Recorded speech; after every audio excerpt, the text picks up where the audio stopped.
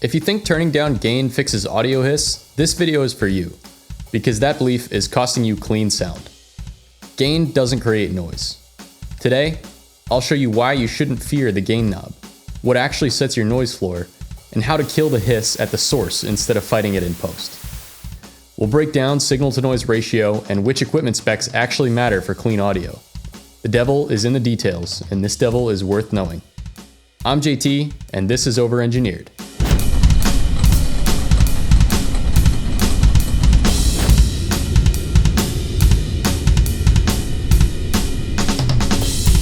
If you're constantly fighting with your audio equipment to reduce the hiss, the best and cheapest thing to do is increase the strength of your signal. If I halve the distance from source to mic, I raise my signal level by 6 decibels. I've quadrupled the acoustic power of my signal, a direct result of the inverse square law, which governs all radiating energy sources in physics. And the beauty is, boosting the signal level this way can't affect the noise, which is physically decoupled. So the input signal is stronger, but the input noise is not. Stronger signal means less gain for equivalent volume, which drops the relative noise level right along with the gain. There's a reason that broadcast mics are on the podium directly in front of the speaker. There's a reason podcasters nearly swallow their SM7Bs while recording. And there's a reason you can sometimes see boom mics dip into the frame even in high-budget films. All of these users are minimizing distance to get the strongest possible signal at the microphone. Every dB of gain you produce this way gets added to your SNR and reduces the hiss by that amount. A massive cheat code. And it works against all kinds of noise. Sometimes that noise is the white hiss of a preamp, the result of thermal physics in the mic itself. Sometimes it's the low ambient rumble of a space, which gets captured and amplified just like the target signal. Sometimes it's the unwanted reverb of an enclosed room. A closer mic conquers all noise sources by burying them with signal. Lavalier mics, usually tiny and electrically noisy, rely heavily on this technique. They can record very clean audio because they're mounted so close to the mouth. But there's another way to boost SNR mechanically, and that's attacking noise. This can be as simple as disabling noise sources, like unplugging a refrigerator. You can muffle noise and reverberation with blankets and foam. You can also use directional microphones. These mics are specifically designed for greater sensitivity in the forward direction, attenuating any sounds from other angles. When recording single-point sources like voices, sound from these other directions is just noise. The directivity effectively reduces the noise floor if it's properly aimed at the source. The mic's polar pattern will let you know if it has this feature and how strong the effect is. Omnidirectional mics are not directive. Cardioid patterns reject mostly from the rear. Super and hypercardioids are even more directive and are generally very good at rejecting from the sides. When you see a polar pattern on a mic datasheet, pay attention to the decibel scale and shape. Check out my video on decibels linked below if you want more information about that fiasco of a unit. Also realize that the polar pattern changes with frequency and exists in rotated 3D space, not just the 2D world of the datasheet. Microphone directivity is a very deep topic in its own right. So let me know if you'd want a video on that in the comments.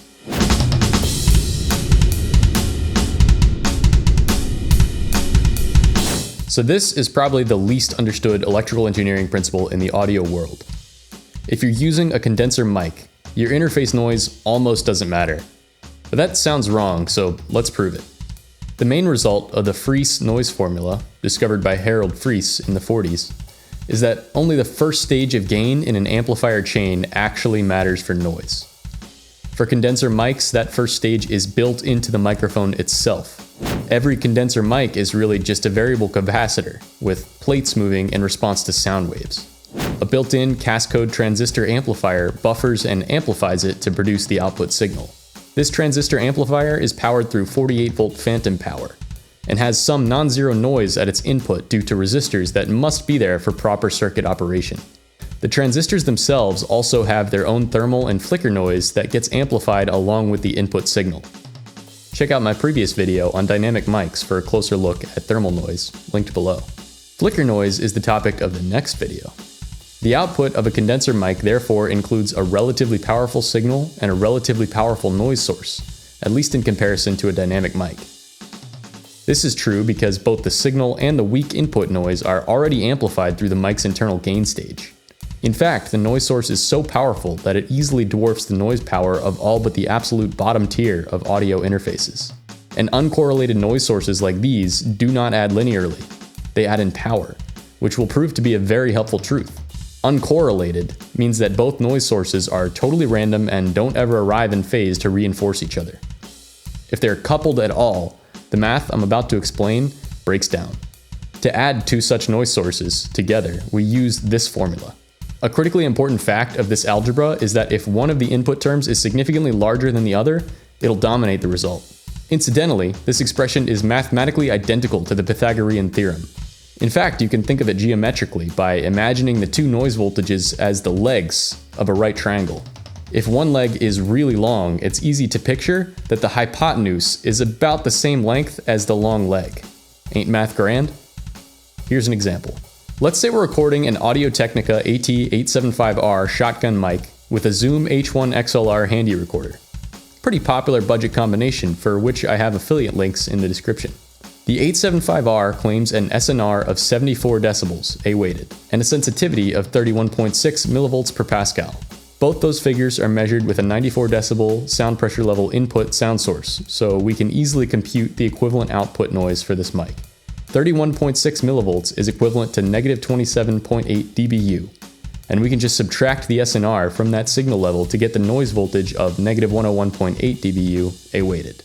This noise level will not change even if the signal changes volume, so it's the limiting factor for SNR performance. The Zoom H1 XLR has an equivalent input noise of negative 122 dBu A-weighted. That's 20 decibels below the mic noise, so we know it's basically nothing in comparison. But if we convert those numbers from dBu back to volts and run them through the noise summing equation, we can see that the output noise voltage is almost exactly the same as the 875R's self-noise alone. Converting it back to decibels, we gained less than 1/10 of a decibel. That's literally inaudible. People seem to not understand how little the noise added by later stages actually matters. We could use a recorder with a negative 110 dBu EIN and get basically the same result. And another critical thing to note is that changing the recorder gain has no effect on the overall SNR. When we boost the gain, we boost both the signal and the noise by the same amount. In fact, with a condenser mic, there's literally nothing we can do to improve the overall SNR besides getting the mic closer or attempting noise removal in post-processing. Buying a better preamp or interface won't fix the problem. Boosting digitally instead of with an analog preamp won't fix the problem. The noise floor is inherent to the mic's built-in amplifier, so the capturing device has no effect on the noise floor in almost all cases.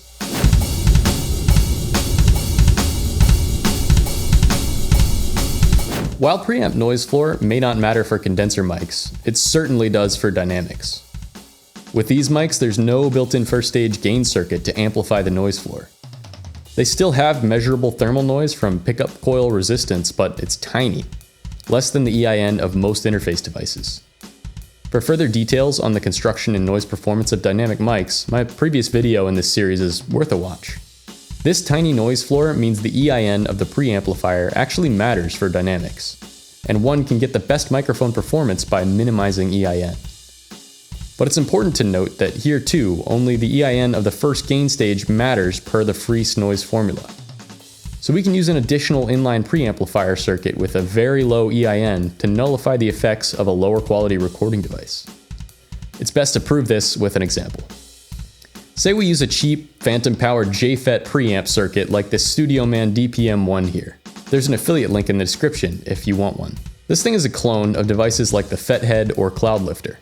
It claims a gain of 29 dB and has no claim to EIN, though many similar devices are stated to be in the negative 129 dBu range. If we attach a Sennheiser E835 dynamic mic to this device, we'll have a combined noise floor of approximately negative 128 dBu. Say we record that signal on a device with a negative 122 dBu EIN, like this Zoom H1 XLR recorder. You might think that the EINs combined together and the negative 122 dBu preamp would dominate, right? This would be true if the inline amp had unity gain, but that's not the case.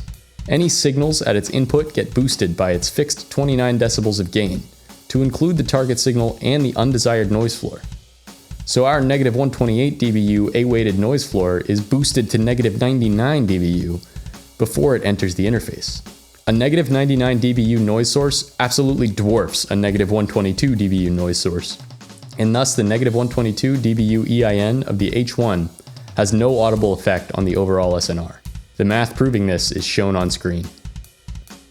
I can also prove this by showing you a side-by-side comparison with this combination with and without the preamp on both a poor quality and a high quality interface. All of these samples are normalized to the same signal level at a fixed microphone distance and then boosted by a fixed amount with no post-processing for direct comparison. Firstly, here's the E835 into the negative 122 dBu Zoom H1 XLR recorder. Next is the E835 into a Soundcraft Notepad 8FX interface with negative 127 dBu rated preamps. Pretty significant noise drop, right? That exposes how much noisier the H1's internal preamp is than the Soundcraft's. Here's the same test with the DPM1 preamp inserted. First for the H1, then for the Soundcraft. Barely audible difference, right? If you use an inline preamp with over 10 decibels of gain, the second gain stage has minimal audible effect on the overall noise floor. The small difference remaining is likely due to phantom power quality and variance in amplifier loading. And here's the Soundcraft with and without the preamp. Even with a high quality interface, the preamp did reduce noise, though not by much. This example is not cherry picked, and the same overwhelming conclusion will result from any decent quality inline preamp. Another way to see this effect is to pay more attention to Freese formula directly and reflect the interface EIN across the inline preamp's 29 decibels of gain. If we do that, we see that the negative 122 dBu becomes negative 151 dBu of equivalent input noise at the mic jack. That's nothing, and is tiny even compared to the thermal noise of any dynamic mic. In short, with a decent inline preamp, your interface's EIN barely matters. The mic and the first stage of gain are what set your noise floor. The main takeaway from this video is that having a strong SNR in your recording does not need to cost much money. The least expensive way to get better audio is to move the mic closer to your mouth. The signal part of the SNR is easiest to control, and you'll see 6 decibels of noise improvement every time you cut the distance in half. Microphone quality matters far more than interface or recorder quality, so spend most of your money there, especially for condenser mics. A directional polar pattern helps too. Almost invariably, weak EIN specs don't matter for condensers and can be easily overcome with a cheap inline preamp for dynamics. EIN really does not matter as much as most recording engineers think it does. But before you rush out to buy the cheapest interface you can find, you may want to watch the next video in this series. There are datasheet specifications that really can affect your SNR far more than EIN, and we'll open that can of worms next time. Please don't forget to like, comment, and share this video if you found it helpful. Subscribing helps a lot too for young channels like mine, so please hit the button. See you next time.